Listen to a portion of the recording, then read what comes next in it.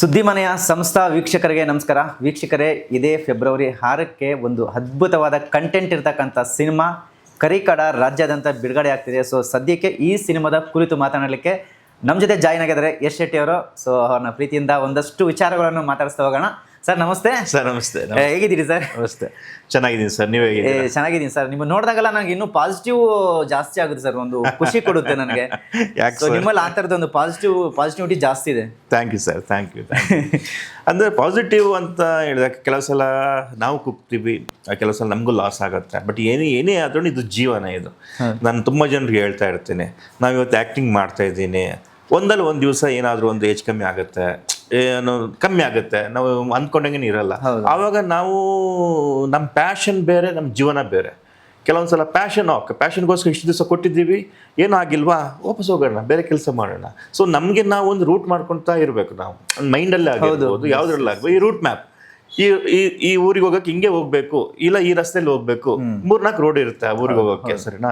So ಆ ಥರ ನಮ್ಮ ಲೈಫಿಗೂ ಒಂದು ನಾವು ಏನಾದರೂ ಮ್ಯಾಪ್ ಮಾಡ್ಕೊಂಡಿರ್ಬೇಕಾಗತ್ತೆ. ಸೊ ಫ್ಯಾಷನ್ನೇ ಜೀವನವಾಗಿ ಇದು ಮಾಡ್ಕೋಬಾರ್ದು. ಇಲ್ಲ, ತುಂಬಾ ಜನ ಈಗ ಹೊಸ ಆಕ್ಟ್ರೆಸ್ ಇವರೆಲ್ಲ ಬರ್ತಾರಲ್ವಾ, ಅಂದ್ರೆ ನಾ ಕೇಳಿದ ಸೆಕೆಂಡ್ ಪ್ಲಾನ್ ಏನಿದೆ ಅಂತ ಕೇಳ್ತೀನಿ ನಾನು. ಯಾಕಂದ್ರೆ ಇಂಡಸ್ಟ್ರಿ ಬಂದಾಗ ಒಂದು 2 ವರ್ಷದಲ್ಲಿ ಇಂಡಸ್ಟ್ರಿ ಹೇಳುತ್ತೆ, ನೀನು ಇಲ್ಲಿರೋ ಅಥವಾ ಹೋಗಂತ ಹೇಳ್ಬಿಡುತ್ತೆ. ಕೆಲಸ ನಿಮಗೆ ಬ್ಯಾಕ್ ಟು ಬ್ಯಾಕ್ ಸಿಕ್ತಿದ್ದಂಗೆನೆ ನೀವು ಓಕೆ ನಂಗೆ ಇರೋ ಅಂತ ಹೇಳ್ತಿದ್ದೆ ಅಂತ ಲೆಕ್ಕ. ಇಲ್ಲ ಸಿಕ್ತಿಲ್ಲ, ಸಿಕ್ಕಾಬಿಟ್ಟು ಒದ್ದಾಡಬೇಕಾಗ್ತಿದೆ, ಗಾಡ್ ಫಾದರ್ ಇಲ್ಲ, ಏನು ಕಷ್ಟಗಳು ಆಗ್ತಿದೆ ಬಂದಾಗ ಎಲ್ಲೋ ಒಂದು ಕಡೆ ಇಂಡಸ್ಟ್ರಿ ನಿಂಗೆ ಹೇಳ್ತಿದೆ ಸೆಕೆಂಡ್ ಇದು ನೋಡ್ಕೋ, ಆಪ್ಷನ್ ನೋಡ್ಕೋ ಅಂತ ಹೇಳ್ತಿರುತ್ತೆ. ಸೊ ನಾವು ಇದನ್ನ ಗ್ರಹಿಸ್ಬೇಕು ಕೆಲವೊಂದ್ಸಲ ಇದರಿಂದ. ಯಾಕಂದ್ರೆ ಪ್ಯಾಷನ್ ಓಕೆ, ಬಟ್ ಜೀವನ ಬೇರೆನೇ ಅಲ್ವಾ. ನಂಬ್ಕೊಂಡವರು ನಮ್ಮ ಮನೆಯಲ್ಲಿ ಇದ್ದಾರೆ, ಹೇಳೋಕ್ಕಾಗಲ್ಲ. ಇದೆಲ್ಲ ಹೇಳೋಕ್ಕಾಗಲ್ಲ. ಕೆಲವು ಸಲ ಇನ್ನು 10-15 ವರ್ಷ ಎಲ್ಲ ಸ್ಟ್ರಗಲ್ ಮಾಡಿದ್ಮೇಲೆ ಲಕ್ ಆಮೇಲೆ ಬರ್ಬೋದು, ಹೇಳಕ್ಕೆ ಚೇಂಜ್ ಆಗಬಹುದು, ಬರಬಹುದು. ಬಟ್ ಆ ವಯಸ್ಸಿರಲ್ಲ ಅಷ್ಟೇ, ವಯಸ್ಸು ಎಲ್ಲ ದಾಟ್ ಹೋಗ್ಬಿಟ್ಟಿರ್ತೀವಿ. ಸೊ ಇರುವಾಗಲೇ ಏನಾದರೂ ಒಂದು ಹುಡ್ಕೋಬೇಕು ಆಪ್ಷನ್ ಆಗಿ ಅಂತ. ನಿಜ ಜೀವನ ಬೇರೆ ಅಲ್ಲ ಸರ್, ಅದೊಂದು ಬ್ಯೂಟಿಫುಲ್ ಅಲ್ವಾ? ಹೌದು ಸರ್, ನಿಜ. ನೋಡಿ, ಇಷ್ಟು ಅದ್ಭುತವಾದ ಹೇಳಿದ್ರೆ ಅಂದರೆ ಅದೇ ನಿಮಗೆ ಈ ಕೂದಲು ಹೇರ್ ಮೇಂಟೈನ್ ಮಾಡೋದೇನು ಕಷ್ಟ? ತುಂಬಾ ಕಷ್ಟ ಸರ್, ಅದು ತುಂಬಾ ಕಷ್ಟ. ಯಾಕಂದ್ರೆ ನಾವು ನೆಗೆಟಿವ್ ಅಂದಾಗ ನಿಮ್ಗೆ ಔಟರ್ ಲುಕ್ ಬಂದ್ಬಿಟ್ಟು ಒಂದು ನಿಮ್ ಕಣ್ಣು, ಇನ್ನೊಂದು ಬಂದ್ಬಿಟ್ಟು ಎಕ್ಸ್ಪ್ರೆಷನ್, ಆಮೇಲೆ ನಿಮ್ ಕೂದಲು. ಯಾಕಂದ್ರೆ ಆ ನೆಗೆಟಿವ್ ವಿಯರ್ಡ್ನೆಸ್ ಕಾಣಿಸ್ಬೇಕಲ್ಲ ನಿಮಗೆ, ಅದು ತುಂಬಾ ಇಂಪಾರ್ಟೆಂಟ್ ಆಗುತ್ತೆ, ಬಾಡಿ ಲ್ಯಾಂಗ್ವೇಜ್. ಸೊ ಅದರಲ್ಲಿ ಪ್ಲಸ್ ಪಾಯಿಂಟ್ ಒಂದು ಕಣ್ಣು ಮತ್ತು ಕೂದಲು, ಅದನ್ನ ಆ ಥರನೇ ಇಟ್ಕೊಳ್ಳೋದು ತುಂಬ ಇಂಪಾರ್ಟೆಂಟ್ ಆಗುತ್ತೆ. ಹೀರೋ ಆಗೋದು ನನಗೆ ಇಷ್ಟ ಇಲ್ಲದೆ ಇರೋ ಕಾರಣ, ನನಗೆ ನೆಗೆಟಿವ್ ತುಂಬ ನಾನು ಇಷ್ಟಪಡೋದ್ರಿಂದ ನಾನು ಆ ಕೂದಲನ್ನು ಅದೇ ಥರ ಮೇಂಟೈನ್ ಮಾಡೋದು. ಯಾಕೆಂದರೆ ನಾನು ಇಷ್ಟಪಟ್ಟು ಮಾಡ್ತಿರೋದ್ರಿಂದ ಅದನ್ನು ಭಾರ ಅಂತ ಅನ್ನಿಸ್ತಾ ಇಲ್ಲ. ಬಟ್ ಕಷ್ಟ ಇದೆ ಸರ್, ಅದನ್ನು ಆ ಥರನೇ ಮೇಂಟೈನ್ ಮಾಡೋದು ತುಂಬ ಕಷ್ಟ. ರಫ್ ಆಗಿಬಿಡುತ್ತೆ. ನೀವು ಅದನ್ನು ತೇವಾಂಶದಲ್ಲಿ ಇಟ್ಕೋತಾ ಇರಬೇಕು, ಹೇಳಿದ್ ಕೇಳಲ್ಲ, ಅದಕ್ಕೆ ಮನಸ್ಸು ಬಂದಂಗೆ ಇರುತ್ತೆ. ನಮ್ಮ ಮನಸ್ಸು ಯಾವ ರೀತಿ ಇರುತ್ತೋ ಅದು ಒಂಥರ ಅದನ್ನು ಹಿಂಗೆ ಕಟ್ಟಾಕಬೇಕು. ಸೊ ಈ ಥರ ಇರುತ್ತೆ. ನಾನು ಹೇಳಿ ಸರ್. ಬಟ್ ಮಜಾ ಇದೆ ಅಲ್ಲ, ಮಜಾ ಇದೆ. ಸೊ ನಾನು ಸುಮಾರು ಸತಿ ನಿಮ್ಮನ್ನು ಸ್ಕ್ರೀನ್ ಮೇಲೆ ನೋಡಿದಾಗಲ್ಲ ನನಗೂ ಅದೇ ಪ್ರಶ್ನೆ ಕೇಳುತ್ತೆ, ಯಾಕೆ ಶೆಟ್ಟಿ ಸರ್ ಹೀರೋ ಆಗಿ ಮಾಡಬಾರ್ದು, ಯಾಕೆ ಟ್ರೈ ಮಾಡಲ್ಲ ಅಂತ. ಸರ್ ಅಂದರೆ ಈಗ ಏನಾಗುತ್ತೆ, ನಾನು ಹೀರೋ ಆಗಿ ಮಾಡಿಲ್ಲ ಅಂತಿಲ್ಲ. ನಾನು ಸೂಜಿದಾರ ಮಾಡಿದೆ, ಮೊನ್ನೆ ಜಂಗಲ್ ಮಂಗಲ್ ಮಾಡಿದೆ, ನೆಕ್ಸ್ಟ್ ಕಾಲಾಂತಕ ಅಂತ ಬರ್ತಾ ಇದೆ ಮೂವಿ. ಅಲ್ಲ, ಸಾಕು ಮಾಡಿದಿರಿ ಅಂದ್ರೆ ಫುಲ್ ಫ್ಲೆಡ್ಜ್ ಆಗಿ. ನನಗೆ ಅದು ಅನಿಸುತ್ತೆ ಅಂತ, ನನಗೆ ನಾನು ಹೆಂಗಿದ್ದೀನಿ ಆ ಥರದ ರೋಲ್ ಬಂದಾಗ ನಂಗೆ ಈಸಿ ಆಗುತ್ತೆ ಮಾಡೋಕ್ಕೆ. ನನಗೆ ಬಿಲೀವ್ ಆಗಬೇಕು ಆ ಕ್ಯಾರೆಕ್ಟರಲ್ಲಿ. ಒಂದು ಸ್ಕ್ರಿಪ್ಟು ಇಲ್ಲಿ ಹೀರೋ ಅಲ್ಲ, ಕತೆ ಹೀರೋ ಅಂತ ಅನಿಸ್ದಾಗ ಮಾಡಿದಾಗ 100% ಕೊಡ್ಬೋದು. ಹೀರೋ ಮೇಲೆ ನಿಂತಾಗ ಅದಾಗಲ್ಲ. ಯಾಕಂದರೆ ಈಗ ಜನ ತುಂಬ ಶಾರ್ಪ್ ಆಗಿಬಿಟ್ಟಿದ್ದಾರೆ. ಈಗಿನ ಜನರ ಮನಸ್ಥಿತಿ ಅಂದರೆ ಆಡಿಯನ್ಸ್ ಮನಸ್ಥಿತಿ ಬೇರೆ ಥರ ಇದೆ. ಯಾಕಂದರೆ OTTಯಲ್ಲಿ ಎಲ್ಲ ಥರದ ಮೂವೀಸ್, ಜಪಾನೀಸ್, ಸ್ಪ್ಯಾನಿಷು, ಅಮೆರಿಕನ್ ಎಲ್ಲ ಥರದ ಮೂವೀಸ್ ನೋಡ್ತಿದ್ದಾರೆ. ಅವರ ನಾಲೆಜ್ ಚೇಂಜ್ ಆಗ್ತಿದೆ, ಅಪ್ಗ್ರೇಡ್ ಆಗ್ತಿದ್ದಾರೆ. ಈಗ ನಾವು ಕೂಡ ಅಷ್ಟೇ, ನಾವೀಗ ಮಾಡ್ತಿರ್ಬೇಕಾದ್ರೆ ನಾವು ಇಲ್ಲಿವರೆಗೆ ಮಾಡೋದಾ, ಯಾರಿಗೆ ಮಾಡೋದು ಮೂವಿ, ಅದು ತುಂಬ ಇಂಪಾರ್ಟೆಂಟ್ ಆಗುತ್ತೆ.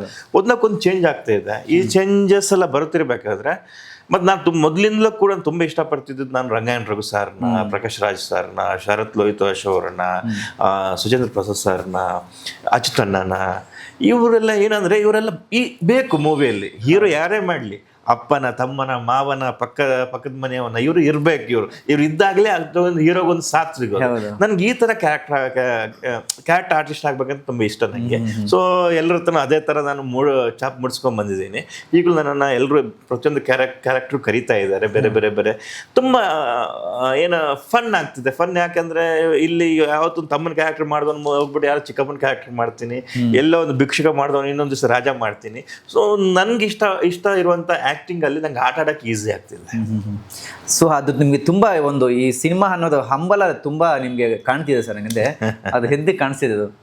ಯಾಕಂದ್ರೆ ಅದು ಈಗಿಂದು ಇದಲ್ಲಲ್ಲ ಸರ್. ನಾನು ಚಿಕ್ಕದಿರ್ಬೇಕಾದ್ರೆ ಒಂದು ರತ್ನ ಮಂಜರಿ ಸಂಡೆ ಬರ್ತಿತ್ತು ನಮ್ಗೆ, ಅದಕ್ಕೋಸ್ಕರ ಹೋಗ್ಬಿಟ್ಟು ಕಾಯ್ತಾ ಕೂರ್ತಿದ್ವಿ. ಮತ್ತೆ ರಾತ್ರಿ 9:00 ಜೈ ಹನುಮಾನ್ ಬರ್ತಾ ಇತ್ತು. ಮತ್ತೆ ಶನಿವಾರ ನೈಟ್ ಅಥವಾ ಸಂಡೆ ನಾವು ಒಂದು ಹಿಂದಿ ಮೂವಿ ಆಗ್ತಿದ್ರು ದೂರದರ್ಶನದಲ್ಲಿ, ಅದೆಲ್ಲ ತುಂಬಾ ಕಷ್ಟ ಇತ್ತು. ಆಮೇಲೆ ಯಜಮಾನ ಮೂವಿನ ಚಿಕ್ಕದಿರ್ಬೇಕಾದ್ರೆ ರಿಲೀಸ್ ಆಗಿತ್ತು. ಇಡೀ ಊರೇ ಯಜಮಾನಿ ಮೂವಿ ಬಗ್ಗೆ ಮಾತಾಡ್ತಿದ್ರು. ಅದನ್ನ ನೋಡಕ್ಕಾಗಿರ್ಲಿಲ್ಲ ಥಿಯೇಟರ್ ಅಲ್ಲಿ, ಚಿಕ್ಕ ಹುಡುಗರು ನಾವೆಲ್ಲ ಅವಾಗ. ಅದನ್ನ ಮತ್ತೆ ಎಷ್ಟೋ ಸಮಯ ಬಿಟ್ಟು ಮತ್ತೆ ಟಿವಿಯಲ್ಲಿ ಮೂವಿ ನೋಡಿದ್ ನಾವು. ಆಮೇಲೆ ಏನಾಯ್ತು, ಆಮೇಲೆ ಡಿಗ್ರಿ PUC ಬಂದಾಗ ನಾನು ಇಂಡಿಪೆಂಡೆಂಟ್ ಆಗಿ ಥಿಯೇಟರ್ಗೆ ಹೋಗಕ್ಕೆ ಶುರು ಮಾಡಿದೆ. ನನ್ನ ಫಸ್ಟ್ ಮೂವಿ ನಾನು ನೋಡಿದ್ದು ಥಿಯೇಟರ್ ಅಲ್ಲಿ ಮಿಂಚು, ದೇವರಾಜ್ ಮತ್ತೆ ಪ್ರಭಾಕರ್ ಅವರ ಮೂವಿ ಮಿಂಚು ಅಂತ ಹೇಳ್ಬಿಟ್ಟು. ಆ ಮೂವಿ ನಾನು ಫಸ್ಟ್ ಥಿಯೇಟರ್ ನೋಡಿದ್ದು ಸಂಜೆ 7:30 ಶೋ ನೋಡಿದ್ದು ನಾನು, ಈಗ ನೆನಪಿದೆ. ಅದ ನಂತರ ಇಂಡಿಪೆಂಡೆಂಟ್ ಆಗಿ Darshan sir movie, Sudeep sir movie, Puneeth sir ಅವರ ಮೂವಿ ಆಗಿರ್ಬೋದು, ಶಿವಣ್ಣ ಅವರ ಮೂವಿ ಆಗಿರ್ಬೋದು, ಎಲ್ಲರ ಮೂವಿ ನೋಡ್ಕೊಂಡ್ ಬಂದೆ. ಅಲ್ಲಿವರೆಗೆ ನಂದೊಂದು ಆಕ್ಟಿಂಗ್ ಇದು ಒಂದು ಇಲ್ಲಿಗೆ ಮಾತ್ರ ಸೀಮಿತವಾಗಿದ್ದು, ಈ ತರದ ಆಕ್ಟಿಂಗ್ ಅಂತ ಇತ್ತು. ಯಾವಾಗ ನಾನು ನೀನಾಸಮ್ಗೆ ಹೋದೆ, ಅಲ್ಲಿ ನಾನು ವರ್ಲ್ಡ್ ಮೂವೀಸ್ ನೋಡಿದೆ, ಬೇರೆ ಬೇರೆ ದೇಶದ ಮೂವಿಗಳು ನೋಡಿದೆ. ಅದರಲ್ಲಿ ಜಪನೀಸ್ ಮೂವಿ, ರಶೋಮಾನ್ ಮೂವಿ ನೋಡಿದಾಗ ಅದರಲ್ಲಿ ಒಬ್ಬ ಆಕ್ಟರ್ ಇದ್ದಾರೆ, ತುಷಾರೋ ಮುಫಿನೋ ಅಂತ ಹೇಳ್ಬಿಟ್ಟು. ಅವ್ರ ಆಕ್ಟಿಂಗ್ ನೋಡಿದಾಗ ನಂಗೆ ತುಂಬಾ ಒಂಥರ ಇದೆಲ್ಲ ಇದು ಬೇರೆ ಏನೋ ಇದೆ, ಇದರಲ್ಲಿ ತುಂಬ ಟಫ್ ಇದೆ, ಇದು ನಾವು ಅಂದ್ಕೊಂಡಂಗೆ ಅಲ್ಲ ಈ ಜಾಬ್ ಅಂತ ಅನಿಸ್ತು. ಅದನ್ನು ಅಚೀವ್ ಮಾಡ್ಬೇಕಂತ ಅನಿಸ್ತು. ನೀನಾಸಮ್ ಮುಗಿಸಿದೆ, ಅಲ್ಲಿಂದ NSTಗೆ ಹೋದೆ ದಿಲ್ಲಿಗೆ. ಅಲ್ಲಿ 3 ವರ್ಷ ಆ್ಯಕ್ಟಿಂಗ್ ಮೇಲೆ ವರ್ಕ್ ಮಾಡಿದೆ. ಅದ ನಂತರ ಆ್ಯಕ್ಟಿಂಗ್ ಟೀಚರ್ ಆಗಿದ್ದೆ. ಅದ ನಂತರ ಒಂದು ಮೂವಿಗೆ ಅಸಿಸ್ಟ್ ಮಾಡೋಕ್ಕೆ ಬಂದೆ. ಆಮೇಲೆ ಆ್ಯಕ್ಟರ್ ಆಗಿಬಿಟ್ಟು ಕನ್ವರ್ಟ್ ಆಗಿಬಿಟ್ಟು ಆ್ಯಕ್ಟ್ ಮಾಡ್ತಿದ್ದೆ. ಅಂದರೆ ಸರ್ ನಾನು ಸುಮಾರು ನಿಮ್ಮದು ಸಂದರ್ಶನ ಮಾಡಿದ್ದೀನಿ ನಿಮ್ಮನ್ನು. ಸೊ ಹಾಗೆಯೇ ಒಂದಷ್ಟು ವರ್ಷಗಳನ್ನು ನೋಡ್ತಿದ್ದೀನಿ. ಬಟ್ ನೀವು ನಾನು ನೋಡಿದಾಗ ಹೇಗಿದ್ರಿ ಸರ್? ಸೊ ಅದೇ ರೀತಿ ಇದ್ರಿ. ಅಂದ್ರೆ ನಾನು ಸಾಕಷ್ಟು ಮಾಮೂಲಿ ನಟರುಗಳ ಈ ಥರನ್ನೆಲ್ಲ ಸಹ ನಟರುಗಳಿಗೆ ಇಂಟರ್ವ್ಯೂ ಮಾಡಿದಾಗ ಒಂದು 2-3 ಸಿನಿಮಾ ಮಾಡಿದ್ಮೇಲೆ ನೆಕ್ಸ್ಟ್ ನಾವು ಇಂಟರ್ವ್ಯೂಗೆ ಹೋಗಿರ್ತೀವಿ, ಅವ್ರದ್ದು ಹಾವಭಾವನೆ ಚೇಂಜ್ ಆಗಿಬಿಟ್ಟಿರುತ್ತೆ. ಸೊ ಯಶ್ ಶೆಟ್ಟಿ ಹಂಗಲ್ಲ. ಸೊ ಅವಾಗ ಹೆಂಗಿದ್ರು ಅಷ್ಟೇ ಅದೇ ರೀತಿ ಇದ್ರಲ್ಲಿ ಹೆಂಗೆ? Thank you sir, thank you. ಇಲ್ಲ ಸರ್, ಅಂದರೆ ಅದೆಲ್ಲ ನಿಮಗೆ ಬೈ ಬರ್ತೆ ಅಥವಾ ಎಲ್ಲೋ ಒಂದು ಸಂದರ್ಭದಲ್ಲಿ ನಮ್ಗೆ ಗೊತ್ತಿಲ್ಲದಂಗೆ ಅದು ನಮ್ಮನ್ನು ಚೇಂಜ್ ಮಾಡಿರುತ್ತೆ. ಅದಕ್ಕೆ ನಾವು ಚೇಂಜ್ ಆಗಬಾರ್ದು, ನಮ್ಮ ಥರ ನಾವು ಬಿಟ್ಕೊಡ್ಬಾರ್ದು. ಅಂದರೆ ಎಲ್ಲ ಟೈಮ್ ಒಂದೇ ಥರ ಇರಲ್ಲ. ಇವತ್ತು ನಾನು ನಿಮ್ಮ ಮುಂದೆ ಅಂದರೆ ಆ್ಯಟಿಟ್ಯೂಡ್ ತೋರಿಸ್ತೀನಿ, ಯಾವತ್ತೋ ಒಂದು ದಿವಸ ನನಗೆ ಸೋಲಾಗುತ್ತೆ ಏನಾದಾಗ ನಿಮ್ಮ ಮನಸ್ಸಲ್ಲಿ ಒಂದು ಭಾವನೆ ಬರುತ್ತೆ, ಅವತ್ತು ಸಿಕ್ಕಾಪಟ್ಟೆ ಹಾರಾಡ್ತಿದ್ದ ಒಳ್ಳೇದಾಯ್ತು ಅಂತ ಹೇಳ್ಬಿಟ್ಟು. ಅದೇ ನಾನು ನಿಮ್ಮ ಹತ್ರ ಅಲ್ಲ, ಅದನ್ನು ತೋರಿಸ್ಕೊಳ್ಳೋಕಂತ ಮಾಡೋದಲ್ಲ, ನಾವು ಇರೋದೇ ಹಿಂಗಿದ್ದಾಗ ನಾಳೆ ದಿನ ನಾನು ಸ್ವಲ್ಪ ಕೆಳಗೆ ಬಿದ್ರು ನೀವು ನಂಗೋಸ್ಕರ ನೀವು ಹಾರೈಸ್ತೀರಾ, ಒಳ್ಳೆ ವ್ಯಕ್ತಿ ಇಲ್ಲ ಅವ್ರಿಗೆ ಒಳ್ಳೇದಾಗ್ಬೇಕಂದ್ರೆ ನೀವು ಹಾರೈಸ್ತೀರಾ. ನಂಗೆ ಆ ಥರ ಅನಿಸಿದೆ. ಯಾರಂತ ಅಂದ್ರೆ ರಕ್ಷಿತ್ ಶೆಟ್ಟಿ ಬಗ್ಗೆ. ಅಂದರೆ ನಾನು ಇದುವರೆಗೆ ಅವರನ್ನು ಒಂದೇ ಸಲ ಮೀಟ್ ಮಾಡಿದ್ದೆ. ನನ್ನ ಫಸ್ಟ್ ಮೂವಿ ಆಡಿಯೋ ಲಾಂಚಲ್ಲಿ ನಾನು ಮೀಟ್ ಮಾಡಿದ್ದೆ. ಅದಂತ ನಾನು ಯಾವತ್ತು ಮೀಟ್ ಮಾಡಿಲ್ಲ. ಆದರೆ ಅವ್ರ ಜೊತೆ ಕೆಲಸ ಮಾಡಿದವರು, ಆ್ಯಕ್ಟ್ರೆಸ್ ಆಗಿರ್ಬೋದು, ಅವರ ಪ್ರೊಡಕ್ಷನ್ ಮ್ಯಾನೇಜರ್ ಆಗಿರ್ಬೋದು, ಅವ್ರ ಅಂಡರಲ್ಲಿ ಕೆಲಸ ಮಾಡಿದವರು ಇವತ್ತಿಗೂ ಎಲ್ಲಾದರೂ ರಕ್ಷಿತ್ ಶೆಟ್ಟಿ ಬಗ್ಗೆ ಒಂದು ಮಾತು ಬಂದರೆ, ಇಲ್ಲ ಆಯಪ್ಪನಿಗೆ ಒಳ್ಳೇದಾಗಬೇಕು ಅಂತ ಜನ್ಮ ವ್ಯಕ್ತಿ ಎಲ್ಲೂ ನೋಡಿಲ್ಲ. ಪೇಮೆಂಟ್ ವಿಷಯದಲ್ಲಾಗಿರ್ಬೋದು, ರೆಸ್ಪೆಕ್ಟ್ ವಿಷಯದಲ್ಲಾಗಿರ್ಬೋದು, ಆಯಪ್ಪನಿಗೆ ಒಳ್ಳೇದಾಗಬೇಕು, ಇವತ್ತೆಲ್ಲ ನಾಳೆ ದೇವರು ಅವ್ರಿಗೆ ಒಳ್ಳೇದು ಮಾಡ್ಬೇಕಂತ ಹೇಳ್ತಾರೆ. ಅದನ್ನೆಲ್ಲ ಕೇಳ್ತಿದ್ದಾಗ ಖುಷಿ ಆಗುತ್ತೆ. ಆ ವ್ಯಕ್ತಿ ಬಗ್ಗೆ ಒಂದು ಒಳ್ಳೆ ಭಾವನೆ ಕ್ರಿಯೇಟ್ ಆಗಿಬಿಡುತ್ತೆ. ನಾನೇನು ಹತ್ತದಲ್ಲಿ ನೋಡಿಲ್ಲ, ನಾನೇನು ಮಾತಾಡಿಲ್ಲ. ಆದರೆ ಇನ್ನೊಬ್ಬರು ಯಾರು ಮೂರನೇವರು, ನಾವು ಸೊಸೈಟಿಯಲ್ಲಿ ನಮ್ಮ ಕ್ಯಾರೆಕ್ಟರ್ ಡಿಸೈಡ್ ಆಗೋದು ನಮ್ಮ ಮತ್ತೆ ನಿಮ್ಮ ಮಿಡ್ಲಲ್ಲ. ನಾವಿಬ್ರು ಮಾತಾಡ್ತಿರೋ ನೋಡ್ತಿರ್ಬೇಕಾದ್ರೆ ಇಲ್ಲ ಯಾರು ನೋಡ್ತಿದಾರಲ್ಲ ಅಲ್ಲಿ, ಅವ್ರು ಡಿಸೈಡ್ ಮಾಡ್ತಾರೆ ಈ ವ್ಯಕ್ತಿ ಇಂಥವನು, ಈ ವ್ಯಕ್ತಿ ಇಂಥವನು ಅಂತ ಹೇಳ್ಬಿಟ್ಟು. ಎಸ್, 100ಕ್ಕೆ 100 ಸಾವಿರಕ್ಕೆ 1000 ಸತ್ಯ ಸರ್ ನೀವು ಹೇಳಿದ್ದು. Yes sir. ಹಾಗೇನೆ ಪ್ರತಿ ಸಿನಿಮಾದಲ್ಲೂ ಕೂಡ ನಾವು ನಿಮ್ಮನ್ನ ಒಂದು ವಿಲೇನಿಸ್ಟ್ ಆಗೇ ನೋಡ್ತೀವಿ. ಸೊ ಇದರಲ್ಲೂ ಕೂಡ ಅದೇ ರೀತಿಯ ಒಂದು ಖಡ್ಡಕ್ಕಾಗಿ ರಗಡಾಗಿ ಅಂದ್ರೆ ಪರದೆ ಮೇಲೆ ಅಬ್ಬರಿಸ್ಬಿಟ್ಟಿದ್ದೀರಿ. ಈಗ ಒಂಚೂರು ಜಾಸ್ತಿನೇ ಅಬ್ಬರ ಕೊಟ್ಟಿದ್ದೀರಿ ಅದರಲ್ಲಿ. ಇಲ್ಲ, ತುಂಬ ಚೆನ್ನಾಗಿದೆ. ಕರಿಕಾಡ ಒಂದು ಸ್ಪೆಷಲ್ ಮೂವಿ. ಯಾಕೆ ಸ್ಪೆಷಲ್ ಅಂದರೆ, ಒಂದು ನಟರಾಜ್ಗೋಸ್ಕರ. ನಟರಾಜ್ ಅವರು ಸ್ವಂತ ದುಡ್ಡು ಹಾಕ್ಕೊಂಡು ಮನೆ ದುಡ್ಡು ತಗೊಬಂದು ಈ ಒಂದು ಮೂವಿನ ಮಾಡಿದ್ದಾರೆ. ನಾವು ತುಂಬ ಜನ ನೋಡಿದ್ದೀವಿ ಸ್ವಂತ ದುಡ್ಡು ತಗೊಬಂದು ಹೀರೋ ಆಗ್ಬೇಕಂತ ಮಾಡೋದು. ಆದರೆ ನಮ್ಗೆ ಆ ಪರಿಶ್ರಮ ಕಾಣಿಸದೇ ಇದ್ದಾಗ ನಮ್ಮ ಮನಸ್ಸಲ್ಲಿ ಅಂದ್ಕೋತೀವಿ ಬೇಡ ಇತ್ತು ಅಂತ ಹೇಳ್ಬಿಟ್ಟು. ಆದರೆ ಇಲ್ಲಿ ಆ ಥರ ಅಲ್ಲ. ಮನೆ ದುಡ್ಡು ತಗೊಬಂದು ಹಾಕಿದಾಗಲೂ ಸಿಕ್ಕಾಪಟ್ಟೆ ಪರಿಶ್ರಮ ಇದೆ, ಹಾರ್ಡ್ ವರ್ಕ್ ಇದೆ. ಅಂದರೆ ಒಂದು ನಾನೇನಾದ್ರು ಮಾಡಬೇಕನ್ನುವಂಥ ತುಡಿತ ಇದೆಯಲ್ಲ, ಅದೇ ಇದೆ. ನಂಗೆ ಇನ್ನೊಂದು ಖುಷಿ ಆಗಿತ್ತು, ಇವರೆಲ್ಲೂ ರೊಮ್ಯಾಂಟಿಕ್ ಮೂವಿ 4 ಜನ ಹುಡುಗರನ್ನ ಪಟಾಯಿಸ್ತು ಅಂತ ಮೂವಿ ಮಾಡಿಲ್ಲ. ಇವ್ರಿಗೆ ಯಾವುದು ಸೂಟ್ ಆಗುತ್ತೋ ಅವರ ಕ್ಯಾರೆಕ್ಟರ್ ಏನು, ಆ ಕ್ಯಾರೆಕ್ಟರ್ ಬ್ಲೆಂಡ್ ಹಾಕಿದ್ದಾರೆ. ಆಟ ಮೂಮೆಂಟ್ ಕರಿಗಾಡ ಟೀಸರ್ ನೋಡಿದ್ರೆ ಒಂದು ಊರಿನಿಂದ ಯಾವುದೋ ಒಬ್ಬ ಹುಡುಗನ ನೋಡ್ದಂಗೆ ಆಗ್ಬಿಡುತ್ತೆ ನಮಗೆ. ಎಲ್ಲೂ ಬೇರೆ ಏನು ಕಾಣಿಸಲ್ಲ. ನಂಗೆ ಆ ವ್ಯಕ್ತಿಗೂ ಮಾಡಿದಂಥ ಕ್ಯಾರೆಕ್ಟರ್ ಸೂಟ್ ಆಗುತ್ತೆ ಅಂತ ಅನಿಸ್ಬಿಡುತ್ತೆ. ನಂಗೆ ಅದಕ್ಕೆ ತುಂಬ ಇಷ್ಟ ಆಯಿತು ಇದು ಒಂದು. ಮತ್ತು ಇನ್ನೊಂದು ಬಂದು ಡೈರೆಕ್ಟರ್ ವೆಂಕಟೇಶ್ ಬಂದು ತುಂಬ ಪ್ರೆಷಸ್ ಅಂದರೆ ಏನಂದರೆ ನೀಟಾಗಿ ನನಗಿಷ್ಟೇ ಬೇಕು, ನಾನು ಇದೇ ಥರ ಸೀನ್ ಬೇಕಂತ ಹೇಳ್ಬಿಟ್ಟು ನಮ್ಮ ಹತ್ರ ಎಷ್ಟು ಬೇಕು ಅಷ್ಟೇ ಮಾಡಿಸ್ತಾರೆ. ಪಕ್ಕ ಕ್ಲಾರಿಟಿ, 3 ವರ್ಷ ಏನು ಪ್ರೀ ಪ್ರೊಡಕ್ಷನ್ ವರ್ಕ್ ಮಾಡಿದಾರೋ ಅದನ್ನ ಸೆಟ್ಟಲ್ಲಿ ತೋರಿಸಿದ್ದಾರೆ. ಮತ್ತು ಆ್ಯಕ್ಟಿಂಗಲ್ಲೂ ಕೂಡ ಇದು ಇಷ್ಟೇ ಸೆಕೆಂಡಿಗೆ ಮುಗಿಬೇಕು, ಇಲ್ಲಿ ಲೆಂತ್ ಆಗಬಾರ್ದು. ಇಲ್ಲಿ 2-3 ಸೆಕೆಂಡ್ ಲೆಂತ್ ಆದ್ರೂ, ಒಂದೊಂದು ಸೀನಲ್ಲಿ 3-3 ಸೆಕೆಂಡ್ ಲೆಂತ್ ಆದ್ರೂ ಇಡೀ ಮೂವಿ ಮುಗಿಬೇಕಾದ್ರೆ 10 ನಿಮಿಷ ಡ್ರ್ಯಾಗ್ ಆಗಿಬಿಡುತ್ತೆ. ನಂಗೆ ಬೇಡ, ನಂಗೆ ಇಲ್ಲೇ ಕಟ್ ಮಾಡಿ ಅದನ್ನು, ಇದೇ ಥರ ಎಕ್ಸ್ಪ್ರೆಷನ್ ಬೇಕು ನನಗೆ ಅಂತ ಹೇಳ್ಬಿಟ್ಟು ಆ ಪ್ರೀ ಪ್ರೊಡಕ್ಷನಲ್ಲಿ ಅವ್ರ ಥಾಟ್, ಅವ್ರ ಐಡಿಯಾಲಜಿ ಏನಿದೆ ನಾನು ಸೆಟ್ಟಲ್ಲಿ ನಾನು ಅದನ್ನು ನೋಡಿದ್ದೀನಿ. ಈ ಇಬ್ಬರು ವ್ಯಕ್ತಿಗಳಿಗೆ ಈ ಮೂವಿ ಇಟ್ಟಾಗಲೇಬೇಕು. ಅದಲ್ಲದೆ ಇದರಲ್ಲಿ ನಾನು 2 ಏನು ಲುಕ್ಕಲ್ಲಿ ಕಾಣಿಸ್ಕೊಂಡಿದ್ದೀನಿ. ಒಂದು ಫ್ಲಾಶ್ ಬ್ಯಾಕಲ್ಲಿ, ಇನ್ನು ಮುಂದೊಂದು ಮಾಡರ್ನ್ ಲುಕ್ಕಲ್ಲಿ ಕಾಣಿಸ್ಕೊಂಡಿದ್ದೀನಿ. ತುಂಬ ಚೆನ್ನಾಗಿದೆ. ಅದನ್ನು ನಾನು KD ಮಾಡಬೇಕಾದ್ರೆ ಯಾವುದೇ ಮೂವಿ ಮಾಡೋಕ್ಕಾಗಿರಲಿಲ್ಲ ಮಿಡ್ಲಲ್ಲಿ, ಯಾಕಂದರೆ ರೆಟ್ರೋ ಲುಕ್ಕಲ್ಲಿ ಇದ್ದೆ. ಆ ಟೈಮಲ್ಲಿ ಇವರು ನನಗೋಸ್ಕರ ಸುಮಾರು ಒಂದು 3-4 ಸಲ ಮೀಟಿಂಗ್ ಆಗಿತ್ತು. ಒಂದ್ಸಲ ನಾನು ಓಕೆ ಅಂದೆ, ಇನ್ನೊಂದ್ಸಲ ನಾನು ಕಾಲ್ ಮುರ್ಕೊಂಡೆ, ಅವ್ರದ್ದು ಡೇಟ್ ಬಂತು, ಇಲ್ಲ ಮಾಡೋಕ್ಕಾಗಲ್ಲ ಬೇರೆಯವ್ರು ನೋಡ್ಕೊಳ್ಳಿ ಅಂತಂದೆ. ಅದಾಗಿ ಸ್ವಲ್ಪ ದಿವಸ ಈ ಸಿನಿಮಾ ಸೆಟಲ್ ಆಗಿದೆ. ಅಲ್ಲಲ್ಲ, ನಂದು ಬೇರೆನೇ ಪರ್ಸನಲ್ ಆಗಿತ್ತು. ಆವಾಗ ನಾನು ಮಾಡೋಕ್ಕಾಗಿಲ್ಲ, ನಾನು ಮಾಡಲ್ಲ ಅಂತ ಹೇಳಿದೆ, ಬೇರೆಯವ್ರು ನೋಡ್ಕೊಳ್ಳಿ ಅಂತಂದೆ. ಸ್ವಲ್ಪ ದಿವಸ ಆದ್ಮೇಲೆ ಹೀರೋ ಅವ್ರು ಬಿದ್ದು ಕಾಲ್ ಮುರ್ಕೊಂಡ್ರಂತೆ. ಆಮೇಲೆ ನಾನು ರಿಕವರಿ ಬಂದು ನಾನು ಮೂವಿ ಎಲ್ಲ ಮಾಡಕ್ಕೆ ಶುರು ಮಾಡಿದೆ. ಅಷ್ಟರಲ್ಲಿ KD ಮಾಡ್ತಿದ್ದೆ, ಮತ್ತೆ ಬಂತಿದ್ದು ಆಫರ್, ಮತ್ತೆ ಬಂತು ಸರ್ ಈಗ ಮಾಡೋಣ ಅಂತ ಹೇಳ್ಬಿಟ್ಟು. ನಾನು ಹೇಳಿದೆ ನನಗೆ ಇಂಥ ಲುಕ್ಕಲ್ಲಿ ಇದ್ದೀನಿ, ಏನು ಮಾಡೋದು ಸರ್, ನಮಗೆ ಅಂಥ ಲುಕ್ಕೇ ಬೇಕು ಸರ್ ಅಂತ ಹೇಳ್ಬಿಟ್ಟು ಸೊ ಮಾಡೋಂಗಾಯ್ತು. ತುಂಬ ಒಳ್ಳೆ ಕ್ಯಾರೆಕ್ಟರ್, ತುಂಬ ಪವರ್ಫುಲ್ ಕ್ಯಾರೆಕ್ಟರು. ನನ್ನ ಅಪ್ಪನ ಕ್ಯಾರೆಕ್ಟರ್ ಬಂದುಬಿಟ್ಟು ರಾಜವಾಡಿ ಅವರು ಮಾಡಿದ್ದಾರೆ. ತುಂಬ ಚೆನ್ನಾಗಿದೆ ನಮ್ಮಿಬ್ಬರ ಕಾಂಬಿನೇಷನ್. ಅದಲ್ಲದೆ ಪ್ರತಿಯೊಂದು ಸೀನ್ ಕೂಡ ತುಂಬ ಎಂಜಾಯ್ ಮಾಡ್ಕೊಂಡು ಮಾಡಿದ್ದೀನಿ. ಅದರಲ್ಲೊಂದು ಫೈಟ್ ಇದೆ, ಅಂದರೆ ನನ್ನ ಅಪ್ಪ ಮಗ ಮಾತಾಡಿದ್ರು, ಅಪ್ಪ ಮಗನಿಗೊಂದು ಫೈಟ್ ಇದೆ ಮಾತಲ್ಲಿ. ಅದೇನೋ ಕಳ್ಕೊಂಡಿದ್ರ ಬಗ್ಗೆ ಒಂದು ಫೈಟ್ ನಡೆಯುತ್ತೆ ನಮ್ಮಿಬ್ಬರ ಮಧ್ಯೆ. ಹಂಗೆ ಪ್ರತಿಯೊಂದು ಸೀನ್ ಕೂಡ ಚಿಕ್ಕದಾಗಿದ್ರು ತುಂಬ ಒಂದು ಏನು ಹೇಳ್ತಾರೆ, ನಿಮಗೆ ಖುಷಿ ಎಂಜಾಯ್ ಮಾಡುವಂಥ ಸೀನ್. ನಾನು ಎಂಜಾಯ್ ಮಾಡಿದ್ದೀನಿ ಅಂದರೆ ಪಕ್ಕ ಆಡಿಯನ್ಸ್ ಅದನ್ನು ಎಂಜಾಯ್ ಮಾಡ್ತಾರೆ ಅಂತ ನಾನು ಅಂದ್ಕೊಂಡಿದ್ದೀನಿ ಅದನ್ನು. ಸರ್, ಇದು ನಾವು ಟೀಸರ್ ನೋಡಿದಾಗ ಸಾಕಷ್ಟು ಅಂದರೆ ಇಲ್ಲಿ ಒಬ್ಬ ಅಂದರೆ ನಟರಾಜ್ ಅವರು ಇಲ್ಲಿ ಬೇಟೆ ಆಡ್ತಾರೆ. ಸೊ ಒಂದು ಕಡೆ ಇಬ್ಬರಿಗೂ ಫೈಟ್ ಆಗುತ್ತೆ, ಒಂದು ಹುಡುಗಿಗೋಸ್ಕರ ಹೊಡೆದಾಡ್ತಾರೆ ಅಂತ ಅನ್ಸುತ್ತೆ, ಇಲ್ಲ ಒಂದು ಬೇಟೆ ಆಡೋದಕ್ಕೋಸ್ಕರ ಹೊಡೆದಾಡ್ತಾರೆ ಅನ್ಸುತ್ತೆ. ಖಂಡಿತ ಇದ್ದೇ ಇದೆ, ಯಾಕಂದ್ರೆ ಎಲ್ಲದಕ್ಕೂ ಮೂಲ ಕಾರಣ ಹುಡುಗಿನೇ ಅಲ್ವಾ. ಏನೇ ಆದ್ರೂ ಅದೊಂದು ಇದೆ. ಅದು ಬಿಟ್ಟು ಬೇರೆ ಥರದ್ದೆಲ್ಲನೂ ಇದೆ ಇದರಲ್ಲಿ. ಮೂವಿಯಲ್ಲಿ ಒಂದು ನೇಚರ್ ಆಗಿರ್ಬೋದು, ಒಂದು ಊರಾಗಿರ್ಬೋದು, ಜಾತ್ರೆ ಆಗಿರ್ಬೋದು, ಅಥವಾ ಏನೋ ಇದು ಹೋರಿ ಇದರದ್ದು ರೇಸ್ ಆಗಿರ್ಬೋದು. ಒಂದು 3 ಎಕರೆಯಲ್ಲಿ ಜೋಳದ ಗದ್ದೆನ ಹಾಕ್ಬಿಟ್ಟು ಹಟ್ ಮಾಡಿ ಅದರ ಸೀನ್ಸ್ ಎಲ್ಲ ತುಂಬಾ ಚೆನ್ನಾಗಿದೆ. ಮತ್ತೆ ಪೆಟ್ರೋಲ್ ಬಾಂಬ್ ಬ್ಲಾಸ್ಟ್ ಆಗೋದಾಗಿರ್ಬೋದು, ಒಂದು ಮನೆ ಒಡಿಸಾಗಿರ್ಬೋದು. ನೀವು ಲಾಸ್ಟಲ್ಲಿ ಟೀಸರ್ ಲಾಸ್ಟಲ್ಲಿ ನೀವು ಎಸೆಯೋದು ಸಕಲಾಗಿರುತ್ತೆ ನೋಡಿದೆ ಸರ್. ಎಲ್ಲನೂ ತುಂಬಾ ಚೆನ್ನಾಗಿದೆ, ತುಂಬಾ ಚೆನ್ನಾಗಿ ಮಾಡಿದ್ದಾರೆ. ಅಲ್ಲದೆ ಅವರೊಬ್ರು IT ವರ್ಕ್ ಮಾಡಿದ್ರಿಂದ ವೀಕ್ ಡೇಲಿ ಅವ್ರಿಗೆ ರಜೆ ಸಿಗ್ತಿರ್ಲಿಲ್ಲ, ವೀಕೆಂಡಲ್ಲಿ ಶೂಟ್ ಇಡಬೇಕಾಗಿತ್ತು. ಶನಿವಾರ ಓಕೆ, ಸಂಡೆಗೆ ಡಬಲ್ ಕಾಲ್ ಶೀಟ್ ಆಗಿರೋದು, ಬಟ್ ಮಾಡಲೇಬೇಕು. ಸೊ ಎಷ್ಟು ಅಂದರೆ ಅನ್ನೆಸೆಸರಿ ಖರ್ಚು ಕೂಡ ಆಗಿದೆ, ಯಾಕಂದರೆ ಅವ್ರಿಗೆ ಟೈಮ್ ಇಲ್ಲ, ಅದೇ ಟೈಮಲ್ಲಿ ಮಾಡಬೇಕು. ಇಲ್ಲಿ ತುಂಬ ಅದ್ಭುತವಾಗಿ ಬಂದಿದೆ ಸರ್. ನನ್ನ ರೋಲು ತುಂಬ ಚೆನ್ನಾಗಿದೆ. ನನ್ನನ್ನು ಇದುವರೆಗೆ ಯಾವ ಥರ ನೋಡಿದ್ರು ಅದಕ್ಕಿಂತ ಸ್ವಲ್ಪ ಭಿನ್ನವಾಗಿ ನಾನು ಕಾಣಿಸ್ತೀನಿ ಪಕ್ಕ. ಅದು ಟೀಸರ್ ಅದ್ರಲ್ಲಿ ಕಾಣಿಸುತ್ತೆ ಸರ್, ಅದು ಎದ್ದು ಕಾಣಿಸುತ್ತೆ. ಹಾಗೆಯೇ ಇದು ಟೀಸರ್ ನೋಡಿದ್ರೆ ಒಂದು ಹಳ್ಳಿಯ ಬ್ಯಾಕ್ಡ್ರಾಪಲ್ಲಿ ನಡೆಯೋದು ಅನ್ಸುತ್ತೆ ಕತೆ. ಸೊ ಹಾಗಾಗಿ ಇಲ್ಲಿ ಸಾಕಷ್ಟು ಹಳ್ಳಿಯಲ್ಲೇ ನಡೆದಿರೋದು ಅನ್ಸುತ್ತೆ ಇದು ಮೋಸ್ಟ್ಲಿ. ಹೌದು, ಇದು ಅವರು ಸ್ವಂತ ಊರಲ್ಲೇ ನಡೆದಿರೋದು. ಈಗ ನಾನು ಒಂದು ಇಂಟರ್ವ್ಯೂ ಅಲ್ಲಿ ಮಾತಾಡ್ತಿರ್ಬೇಕಾದ್ರೆ ಅವರೊಂದು ಕೆಲವೊಂದು ಮಾತು ಹೇಳಿದ್ರು.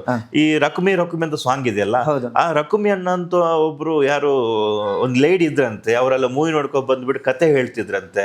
ಆ ಹುಡುಗಿನೇ ಆ ಮೇಡಮ್ ಅಂದ್ರೆ ಆ ತಾಯಿ ಯಾರಿದ್ರು ಅವ್ರು ಇವರಿಗೆ ಊರಲ್ಲಿ ಕಾಡ ಅಂತ ಕರಿತಿದ್ರಂತೆ. ಸೊ ಅದೇ ಹೆಸರನ್ನ ಇಟ್ಕೊಂಡಿದ್ದಾರೆ. So beautiful. ಆದ್ರೆ ಅವರ ಚಿಕ್ಕದಿರ್ಬೇಕಾದ್ರೆ ಲೈಫಿನ ಕೆಲವೊಂದು ರಿಯಲ್ ಇನ್ಸಿಡೆಂಟ್ ಈ ಮೂವಿಯಲ್ಲಿ ಇದೆ ಅಂದಾಗ ನಮ್ಗೆ ಖಂಡಿತವಾಗಿ ಅದು ಕನೆಕ್ಟ್ ಆಗೇ ಆಗುತ್ತೆ ಅಂತ ಅನ್ಕೋತೀನಿ ಸರ್. ಅಂದ್ರೆ ಇವಾಗ ಹಳ್ಳಿ ಅಂದಿದ್ದೆ ನಿಮ್ಗೆ ಏನೆಲ್ಲ ನೆನಪುಗಳು ಕಾಡುತ್ತೆ, ಏನೆಲ್ಲ ಬಾಲ್ಯಗಳು ಅಂತ ಅಂದಾಗ ನಮ್ಮ ಫ್ರೆಂಡ್ಸ್ ಫಸ್ಟ್ ಆಫ್ ಆಲ್.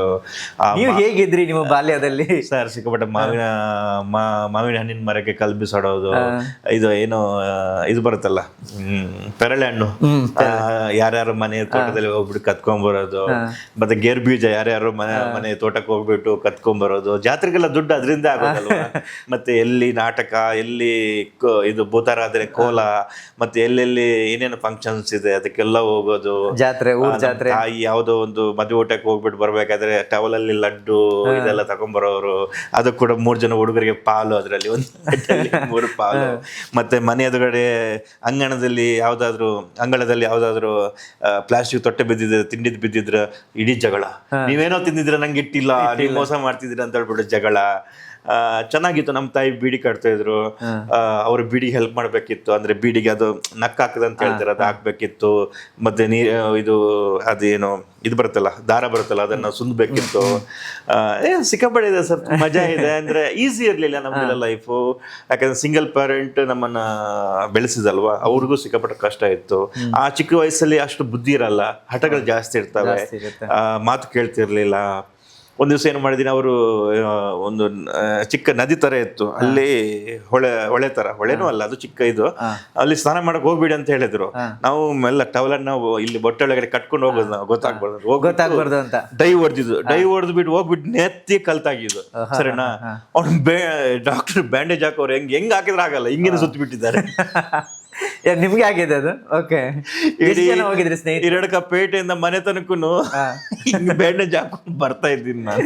ಎಷ್ಟು ಜನ ಹೋಗಿದ್ರಿ? ಒಬ್ರು ಹೋಗಿದ್ರಿ? 4-5 ಜನ ಜೊತೆಗೆ ಹೋಗಿದ್ದೆ. ಫ್ರೆಂಡ್ಸ್, ಒಳ್ಳೆ ಕ್ರಿಕೆಟ್ ಆಡೋರು ಇದ್ರು, ವಾಲಿಬಾಲ್ ಸಿಕ್ಕಾಪಟ್ಟೆ ಆಟ ಆಡ್ತಿದ್ದೆ, ಮಜಾ ಮಾಡಿದ್ದೆ. ನನ್ನ ಲೈಫ್ನ ಎಲ್ಲೂ ರಿಗ್ರೆಟ್ ಇಲ್ಲ, ತುಂಬಾ ಚೆನ್ನಾಗಿತ್ತು. ನಮ್ದು ಸ್ವಂತ ಬುದ್ಧಿಯಿಂದ ಯಾರು ಅದು ಮಾಡಿ ಇದು ಮಾಡಿ ಅಂತ ಯಾರು ಹೇಳಿಲ್ಲ. ನಮ್ಗೆ ಏನು ಇಷ್ಟನೋ ನಾನು ಅದಕ್ಕೆ ಫ್ರೀಡಮ್ ಆಗಿ ಬಂದಿದ್ದೀನಿ, ಅದರಲ್ಲಿ ಇದ್ದೀನಿ ಈಗ. ಇಷ್ಟು ನೆನಪುಗಳಿದೆ ನಿಮ್ದು.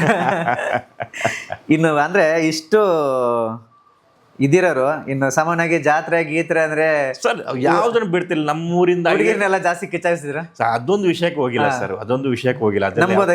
ಇಲ್ಲ ಖಂಡಿತವಾಗಿ, ಯಾಕೆ ನಮ್ಗೆ ಆ ಟೈಮೇ ಇರಲಿಲ್ಲ. ನಾನು ಇದ್ದಿದ್ದು ಒಂದು ಹೋಟ್ಲ್ ಕೆಲಸ ಮಾಡ್ತಿದ್ದೆ ಅಲ್ಲಿ ನಾನು ಚಿಕ್ಕ ವಯಸ್ಸಲ್ಲೇ. ಸೊ ಸಂಜೆ ಆಗ್ತಿದ್ದಂಗೆ ನಾನು ಕೆಲಸಕ್ಕೆ, ಸ್ಕೂಲಿಂದ ಡ್ಯೂಟಿಗೆ ಹೋಗ್ಬೇಕಿತ್ತು. ರಾತ್ರಿ 11-11ವರೆಗೆ ನಾನು ಮತ್ತೆ ಮಲಗೋದು, ಬೆಳಗ್ಗೆ 5ವರೆಗೆ ಇತ್ತು ಮತ್ತೆ ಕೆಲಸ, 8 ಗಂಟೆವರೆಗೆ, ಮತ್ತೆ 9 ಗಂಟೆಗೆ ಸ್ಕೂಲ್. ನಮಗೆ ಎಕ್ಸ್ಟರ್ನಲ್ ಬೇರೆ ಕೆಲಸ ಮಾಡೋಕ್ಕೆ ಟೈಮೇ ಸಿಕ್ಕಿರ್ಲಿಲ್ಲ ನಮಗೆ. ಒಳ್ಳೆ ಫೋಕಸ್ಡ್ ಆಗಿ ಹಿಂಗೇನೆ ಕುದುರೆಗೆ ಹಿಂಗ್ ಕಟ್ಟಿರ್ತಾರಲ್ಲ ಹಂಗೆ ಹೋಗ್ಬೇಕು. ಅಂದ್ರೆ ಆಕ್ಟಿಂಗ್ ಚಿಕ್ಕದಿನ ಸಿಕ್ಕಾಪಟ್ಟೆ ಹುಚ್ಚಿದ್ರಿಂದ ನಾವೇ ಊರಲ್ಲಿ ಟೀಮ್ ಕಟ್ಕೊಂಡು ನಾಟಕ ಎಲ್ಲ ಮಾಡ್ತಿದ್ವಿ, ಅದನ್ನ ಎಂಜಾಯ್ ಮಾಡ್ತಿದ್ವಿ. ಮತ್ತೆ ನಮ್ಮೂರಿಂದ 5 ಕಿಲೋಮೀಟರ್ ದೂರ ನಡ್ಕೊಂಡು ಹೋಗೋದು, ಅಲ್ಲಿ ನಾಟಕ ನೋಡೋಕೆ, ಅಲ್ಲಿ ನಾಟಕ ನೋಡ್ತಿದ್ವಿ, ಆ ಜಾತ್ರೆ ಸುತ್ತಾಡ್ತಿದ್ವಿ, ಅದೆಲ್ಲ ಮೆಮೊರಿ ಇದೆ ಸರ್.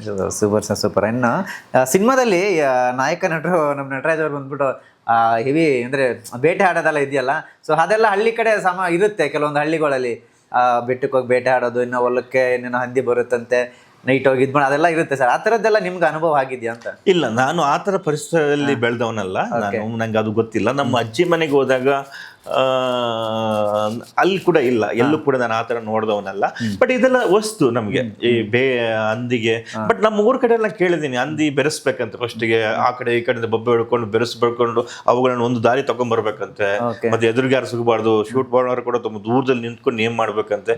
ನಾನು ಅದೆಲ್ಲ ಕೇಳಿದೀನಿ, ನಾನು ಯಾವತ್ತೂ ಅದು ನೋಡಿಲ್ಲ.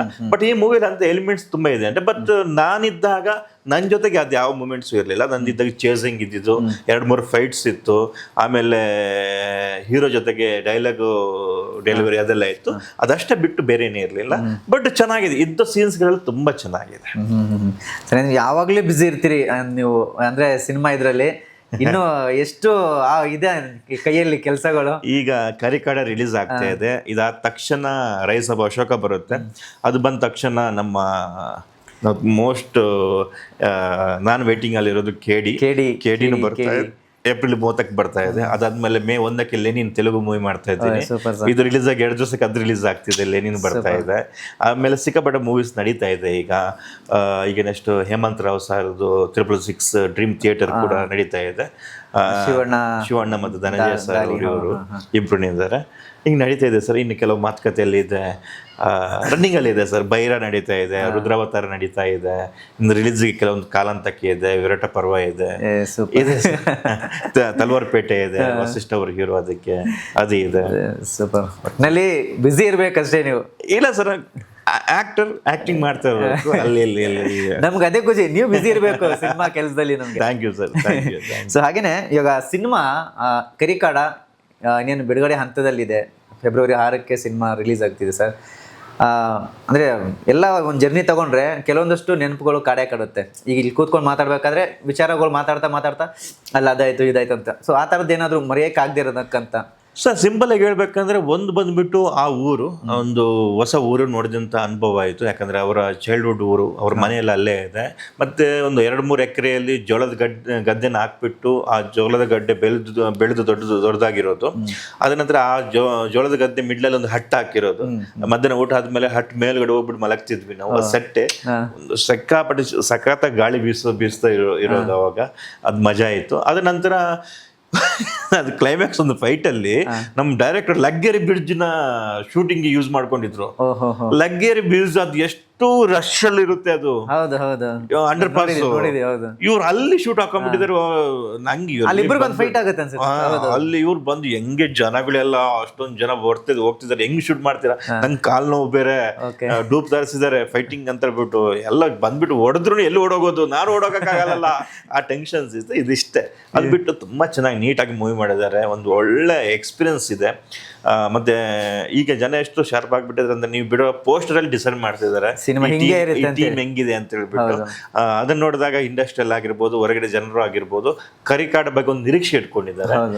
ಇವತ್ತು ಟೀಮ್ ಜೊತೆ ಮಾತಾಡ್ತಿರ್ಬೇಕಾದ್ರೆ ವಿಜಯ್ ಚುಂಡೂರ್ ಅವರು ಆಗಿರ್ಬೋದು, ನಟರಾಜ್ ಹೀರೋ ಆಗಿರ್ಬೋದು, ಡೈರೆಕ್ಟರ್ ಆಗಿರ್ಬೋದು, ಆ ನಿರೀಕ್ಷೆಗೆ ಎಲ್ಲೂ ಕೂಡ ಮೋಸ ಇಲ್ಲ ಅಂತ ಅನಿಸ್ತಿದೆ ನನಗೆ. ಯಾಕಂದ್ರೆ ಅವರು ಕೂಡ ಅಷ್ಟು ಕಾನ್ಫಿಡೆಂಟ್ ಆಗಿದ್ದಾರೆ. ಮೂವಿ ಬಗ್ಗೆ ಒಂದು ಒಳ್ಳೆ ಟಾಕ್ ಇದೆ. ಖಂಡಿತವಾಗಿ ಜನರಿಗೆ ನಿರೀಕ್ಷೆ ಆಗಲ್ಲ. ಖಂಡಿತ ಸರ್. ಅಂದರೆ ಕರಿಕಾರ ಟೀಸರ್ ನೋಡಿದವರು ಕೂಡ ಪೋಸ್ಟರ್ ನೋಡಿದ್ರು ಕೆಲವೊಂದಷ್ಟು ವಿಚಾರಗಳಿಗೆ ಅಂದರೆ ಒಂದು ಎಕ್ಸ್ಪೆಕ್ಟೇಷನ್ನ ನಿರೀಕ್ಷೆ ಇದು ಮಾಡಿದೆ ಸಿನಿಮಾ. ಸೊ ಫೈನಲ್ ಆಗಿ ಆಡಿಯನ್ಸ್ಗೆ ಹೇಳೋದಾದ್ರೆ ಏನು ಹೇಳ್ತೀರಿ ಅಂತ? ಸಿಂಪಲ್ ಆಗಿ ಹೇಳ್ಬೇಕಂದ್ರೆ ತುಂಬ ಹಂಬಲ್ ಆಗಿ ತುಂಬ ಜೆನ್ಯೂನ್ ಆಗಿ ಮಾಡಿದಂತಹ ಮೂವಿ. ನಟರಾಜ್ ಅವರಾಗಿರ್ಬೋದು, ವೆಂಕಟೇಶ್ ಅವರಾಗಿರ್ಬೋದು, 3-4 ವರ್ಷ ಪ್ರೀ ಪ್ರೊಡಕ್ಷನ್ನ ಸ್ಟ್ರಾಂಗ್ ಆಗಿ ಮಾಡಿಕೊಂಡು ಒಂದು ಅದ್ಭುತವಾದಂತಹ ಒಂದು ಕಥೆನ ಒಂದು ಮೂವಿ ಚಿತ್ರ ಮಾಡಬೇಕನ್ನೋ ಉದ್ದೇಶದಿಂದ ಮಾಡಿದಂಥ ಮೂವಿ. ಈಗ ಬಿಟ್ಟಂತಹ ಪೋಸ್ಟರ್ ಆಗಿರ್ಬೋದು ಅಥವಾ ಟೀಸರ್ ಟ್ರೈಲರ್ ಸಾಂಗ್ಸ್ ಆಗಿರ್ಬೋದು ತುಂಬ ಒಳ್ಳೆ ಏನು ಪ್ರಶಂಸೆ ಗಳಿಸಿದೆ. ಖಂಡಿತವಾಗಿ ಮೂವಿ ಕೂಡ ನಿಮಗೆ ಎಲ್ಲೂ ಕೂಡ ಬೇಜಾರು ಮಾಡಲ್ಲ ಅಂತ ಅನ್ಕೋತೀನಿ ನಾನು. ಕ್ಲಾಸ್ ಆಗಿದೆ, ಮಾಸ್ ಆಗಿದೆ, ಫ್ಯಾಮಿಲಿ ಸೆಂಟಿಮೆಂಟ್ ಇದೆ, ಒಂದು ಅಣ್ಣ ತಮ್ಮ ಅಣ್ಣ ತಂಗಿ ಎಲ್ಲಾ ತರದ ಸೆಂಟಿಮೆಂಟ್ ಇದೆ. ಯಾರು ಮಿಸ್ ಮಾಡಬೇಡಿ. ಅದ್ಭುತವಾದ ಊರನ್ನು ನೋಡ್ತೀರಾ, ಅದ್ಭುತವಾದಂಥ ಕಾಡನ್ನು ನೋಡ್ತೀರಾ ನೀವು. Yes sir, thank you sir, thank you so much. ನೀವು ಬ್ಯುಸಿ ಇದ್ರು ಕೂಡ ನಮಗಾಗಿ ಒಂದಷ್ಟು ಸಮಯವನ್ನು ಕೊಟ್ಟು ಮಾತನಾಡೋದಕ್ಕೆ thank you so much sir.